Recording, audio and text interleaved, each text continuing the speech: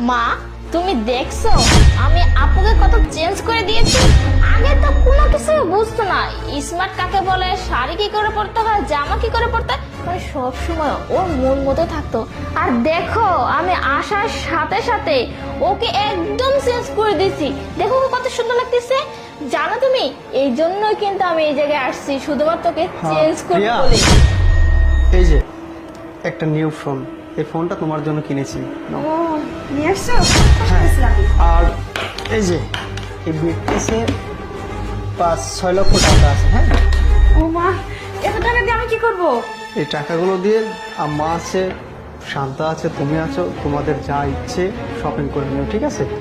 আমার হাতে সময় নেই, আমাকে অফিসে যেতে হবে, খুবই বিজি আছি, অনেক কাজের প্রেশার সামলাতে পারছি না।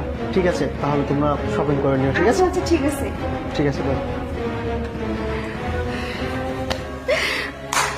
মা, দেখছো আপু যদি এত চেঞ্জ না হতো তাহলে কিন্তু এত কিছু হতোই না। দেখো দামি ফোন, 5 লক্ষ টাকা, মানে কি বলবো, মানে কিছু না চাইতেই পেয়ে যাচ্ছি। আর আপু যদি কিছু চায় সেটা মানে বলার সাথে সাথে পেয়ে যাবে, মানে কি বলবো। আরে মা, সেজন্যই তো আমি তোকে এখানে পাঠিয়েছি, যেন তুই আমার মেয়ে প্রিয়াকে চেঞ্জ করতে পারিস। হ্যাঁ রে শান্তা, আমি না তোর কাছে সত্যি চিরকৃতজ্ঞ। তুই না থাকলে না আমি নিজেকে এতটা চেঞ্জ করতেই পারতাম না। তুই তো আমার পুরো জীবনটাই পাল্টে দিছিস।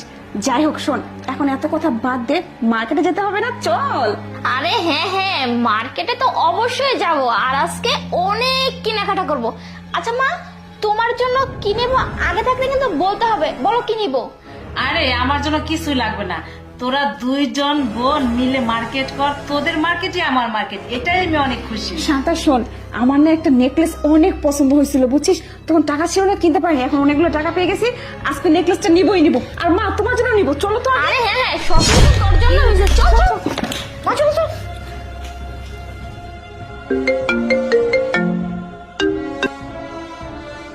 হ্যালো,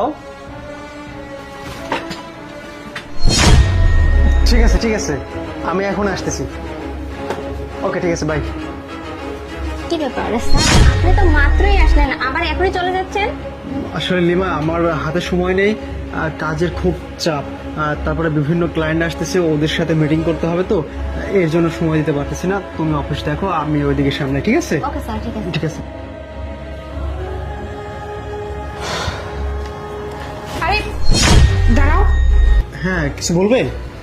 আজকে মানে 6টা মাস ধরে আমি খেয়াল করতেছি যে তুমি